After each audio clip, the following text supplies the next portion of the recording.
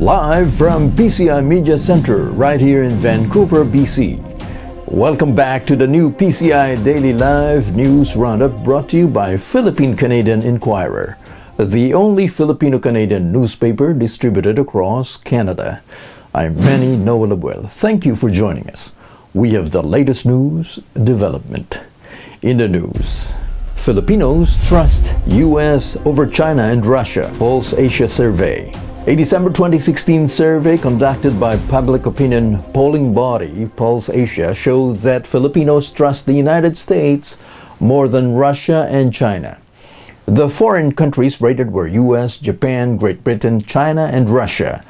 The U.S. earned a trust rating of 76 and a distrust rating of 23.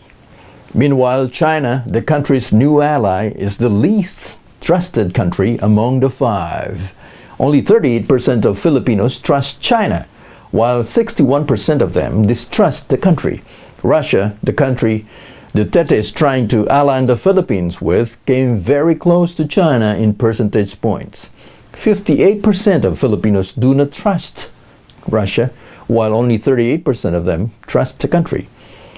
The United Nations, the organization Duterte publicly criticized for its comments on his war on drugs, was also rated in the survey. 74% of the participants said that they trust the United Nations, while 25% of them says they don't. Tillerson once labeled deaths in Duterte's war on drugs human rights violations. RexTillerson, the businessman U.S. President-elect Donald J. Trump picked to become his Secretary of State, said on Wednesday that he won't call the deaths in Duterte's war on drugs human rights violations until he gets access to more information on the globally reported killings. In a 9-hour confirmation hearing, Florida Senator Marco Rubio grilled Tillerson by asking the former ExxonMobil CEO his views on human rights violations in Russia and the Philippines.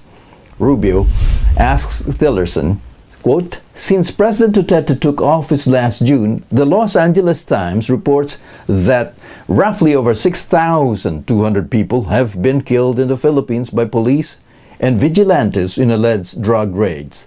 In your view, is this the right way to conduct an anti-drug campaign?"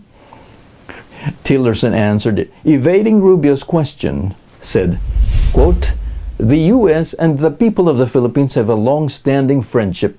I think it's important that we keep that in perspective in engaging with the government of the Philippines. We need to ensure that they stay an ally."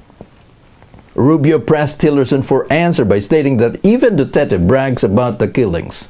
However, Tillerson maintained his position on the issue. Meanwhile, Duterte has repeatedly denied in the past the so-called state-sponsored killings in the anti-drug operations of the government. Japan's Abe vows to give the Philippines $8.7 billion in aid. Japanese Prime Minister Shinzo Abe pledged $8.7 billion worth of aid to the Philippines on Thursday.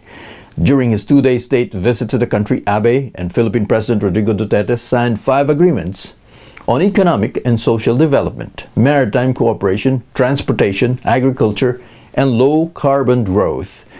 Duterte said in a speech at the state banquet for Abe, quote, "We resolve to strengthen maritime and security cooperation, advance the cause of peace and development in Mindanao, intensify economic and trade cooperation, and to address the scourge of the illegal drug trade in a comprehensive manner.